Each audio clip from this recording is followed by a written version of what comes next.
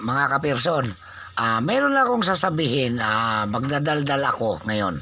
At ito'y mahalaga sa lalo na doon sa mga kabataan sa ngayon, no. At ako kasi guys, magaling ako sa sa bundok, marunong ako sa bundok. At sa napunta ako sa siyudad, marunong din ako sa siyudad. At marunong ko mag-drive, ko magmekaniko. So ganito guys, ako sa sitwasyon kahit saan ako ilagay, so mabubuhay. Aywan ko sa mga kabataan ngayon, hindi ko naman nila lahat, pero karamihan po ang nakikita ko talaga sa kabataan ngayon, wala na pong alam sa pagtatanim, pagkukonstruksyon, basta yung mga mabibigat na trabaho. Pero yun po ay importante.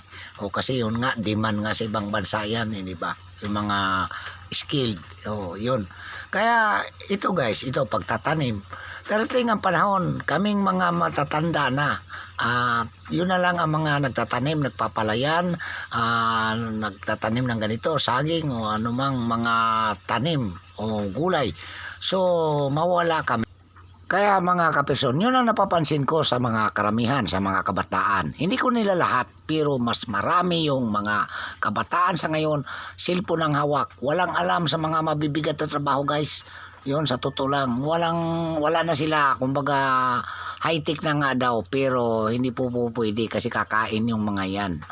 Kaya po, sa mga kabataan ngayon, hindi po kawawa yung sabi nga nabubugbog tayo sa trabaho.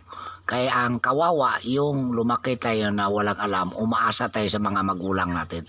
Dahil ang mga magulang guys, hindi naman tayo tatagal eh. O tatanda, ayun, mawawala tayo sa mundo. Yun, real talk po yun. At sana maintindihan to sa mga kabataan.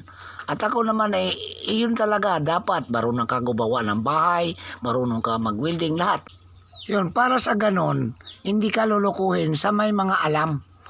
Kasi kapag wala kang alam guys, ang mangyayari sa'yo, lulukuhin ka ng gagawa ng bahay mo, lulukuhin ka ng magtatanim mo, yun lahat. So kaya ganun lang mga kaperson, at hindi na tayo tatagalat, yun lang po, at binusover ko lang kasi para hindi mahagip yung mga ingay, yun malinaw.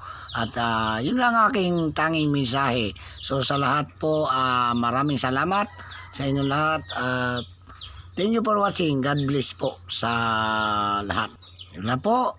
At ingat ang lahat. Bye-bye.